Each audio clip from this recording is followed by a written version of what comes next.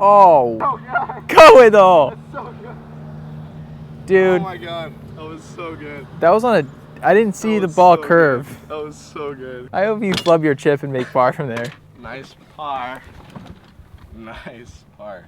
Okay, driving up to Victor's ball. This hole is what, 388, Victor? 388. All right, we're about 30 yards short. So about 350 drive, I'd say. In the air. In the air. Into the wind. Uphill. Victor is a Remax long drive contestant. It was a +4 handicap. But you know what? Let's be honest. This is where I bet you feels a lot more pressure on this chip shot than he did on the tee box. Yeah. Yeah. Yeah, I do. This is not going to be pretty. But... Go in. Go in. Go in. Ooh, good shot. Oh. Just went right past the hole. Oh. Long drive-bys. No wedge game. You can drive it and wedge it. For one hole anyways. Okay, Victor's got what, about 3 to 4 feet, I'd say? Yeah, I just got a 2-shot penalty for not marking my ball, so this is for a nice, smooth bogey. Yeah. Right, birding the first hole of the day. Miss Yell right there. How's it going, everybody? Oh, love it. Look at that, trying to be too cool. Good par. See what happens when you're 20 years old and you're just, you got the testosterone of a bull. It was a great par. I know what you're talking about. It was a great par. Ah, easy putt. What's going on, YouTube? Gabe right here representing the movement towards improvement over here at Twin Oaks Golf Course, one of my favorite courses in San Diego, with my buddy Victor Rodriguez, who is actually playing in the pre-qualifier here for Farmers Insurance Open. So we're just gonna film Victor hitting some shots today, and I'll try to do some commentating on, you know, what these pros are doing during the practice round to prepare for the actual tournament. Victor, what's going on? Not much. Just got back from Florida. I was at the PGA show. Part of a golf school out there for Lucas Wald Golf. Everyone go check out Lucas Wald Golf. He's like the best instructor on the freaking planet right now. He teaches Kelvin Mayhear's stuff. Kelvin Mayhear, genius. Lucas Wald, genius. You know, go check out Jeffrey Golf. Just go learn how to golf. Yeah, so I'm here scouting the course with Gabe. He's teaching me how to do practice rounds. I have no idea what I'm doing.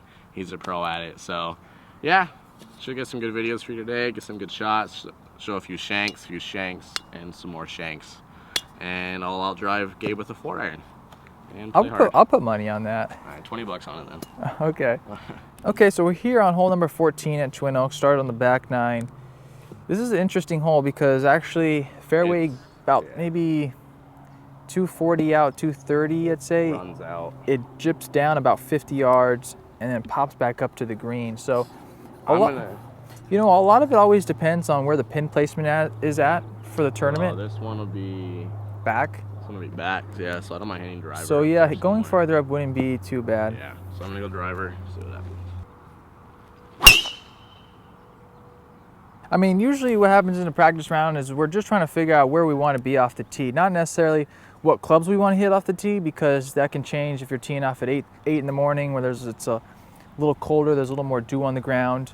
Or if you're teeing off at 10:30 and it's a little warmer. Wind can change in practice rounds from NDU to downwind the tournament. So we're just trying to figure out what trouble we want to eliminate off the tee.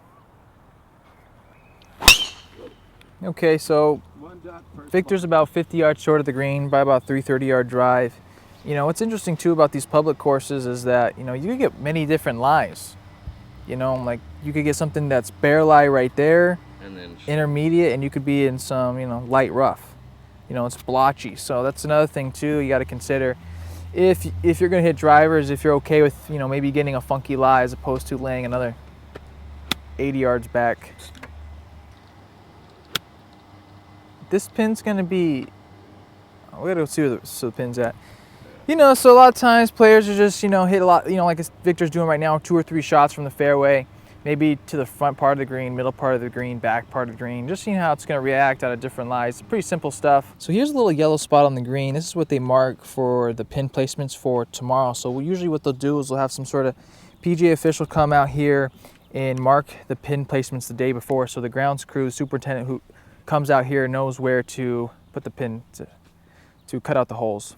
So you usually see players throw down like a fake hole, water bottle, some keys, especially if we know where the pin's at. Now he can hit, you know, his shots from the fairway to this pin, especially when he's hitting his putts. You know, he can see, you know, which way it's breaking uphill, if it's too fast downhill, etc. A lot of players too, they're trying to find the fall line, you know, trying to find the straight putt. If they have that, that's a good gauge for them to start figuring out how it's going to break around the hole. You know, so now we know where the hole placement is going to be at. Victor actually walked down to where around his driver should be. So his dad's given about a landing position, he thinks. That's about right there. You know, a little past. How far past was that? About 15 feet. 15 feet.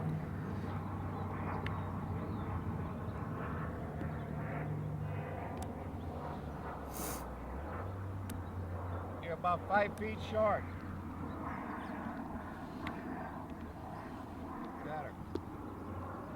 So we can see, you know, he's even landing those short, but they're releasing. And obviously, if he's hitting out of the rough from not too far, he can't put that much spin. And if the front of the greens are firm, you know, that's a very doable play. So here's how Victor tees up his 3-wood. About almost you could say someone with a driver could tee it up that high. Maybe inch and a quarter off the ground. But this is how you play your stock shot with the 3-wood, right? This isn't just something. Off a tee. I usually like to tee it up like that. If it's on the ground, it's on the ground. If I'm teeing it up, I have to tee it up that high. If I barely tee it up, I'll usually pop it up. So it's just something I did for as long as I can remember. I don't know, I just seem to get less spin with it, and I hit it pretty good, so I like it. It's something little quirk I have. That's what I like, man. You got to figure out what works for you. There is no, you know, constant laws for everybody. Everyone's got to tee up a 3 with a certain height, or else, Yeah. You know, looking at your video, Victor, that you did with Christo, you know, almost 2 years ago. What have you changed in your swing from that video till now? Everything. When I did that one, that was the very, very, very beginning of me working on Kelvin Mihir's stuff. My swing was nowhere near where it is now, you know. I mean, I've gained, God, I'd say a good at least 10 miles an hour club head speed, and, you know, my average ball speed on the course is 195, you know. Remax, it's almost 210. So I've implemented the moves a lot better. I used to be a big stack and sell more ride guy, and so, you know, I had the hole, you know, down deep and everything like that. You know, now I stand taller. I got a nice little up move. I've strengthened my grip. I don't squat towards the ball anymore. I get more weight on my right side. I get my hands higher. I got a way better elbow move. Elbow move is, you know, pulling the elbow down in front of your body and holding it. You know, that's what gives you a lag and gets your playing better. I'm getting the marching move, which I'm sure some of you guys know, the old JB Holmes marching move, which gives you that squat look. And what that does, that keeps, so you can see it from behind, you know, it gets me, you know, left pelvic tilt, allows me to be able to rotate just a lot better. So, you know, I've still got some ways to go in my swing. I still want to get some things better, but it's definitely a lot better. So you'll be seeing me doing this a lot in tournament play. That was pretty cool, because when I saw, you know, Victor on Crystal's video, then I met Victor at a long driver competition. I went with Jimbo. You know, I met Victor. He was hitting some shots. I didn't know he knew Kelvin's stuff. Yeah. And that's the gentleman, you know, who I went to go see in Hawaii for 2 months. So that's pretty cool. We talk very similar stuff when it comes to swing. So, yeah, I got my Casio out here, filming him some slow motion. Can send those to him. There we go. That's a good ball. Victor, real quick, you know, I know you competed in Remax this year. What was your longest drive in the Remax event? Up at Worlds, I hit it 419 yards. Swing speed was 142, and ball speed was 213. That's cool. So, play hard. All those beans. I mean, you know, we have to always consider too, you know, when we're coming to play a qualifier for a PGA event. Oh yeah, distance, yeah, exactly. Distances. When I play with someone in this and they heard, oh, you made it to Worlds, you know, I'm only hitting at 340, 350, well, only, but, you know, people are like, oh, you're not that long, how'd you make it there? Well, people understand is there's golf and long drive are two completely different games. If I'm on a golf course, I'm trying to hit fairways, so I'm not going to go all out, you know? I can get my swing speed up to 140, and at qualifier, I'm trying to keep between 125, 130 to stay hit fairways. So, you know, it's you need to know how to hit the ball far, but you need to know how to hit it straight and control it. So when I'm playing golf, it's all about control. One random par 5 might go hard. Wide open? Maybe, if I'm feeling good. Putter, huh? You're fired. You couldn't even hire me. I turned you down way before that. He did. He actually did. I asked him to caddy, and he did say no. I'm expensive. I gave him a price, and he couldn't afford it. I am not Gabriel Ryder caliber yet. That's the goal for my golfing career. If you could get me to caddy for you, it means you're doing some big stuff.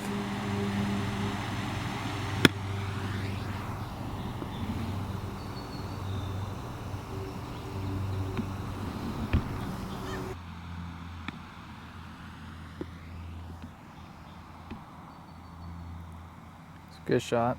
Thanks for watching that video, you guys. If you liked it, please subscribe. Part 2 will come up soon, and I'll also throw up some slow motion swings of Victor that I got on my Casio. If you guys want, you can check out my last video if you haven't already of me and Blair hitting some baseballs. But you guys, if you have any questions, leave them down in the comments below for Victor or for myself. More videos to come, you guys. Thank you.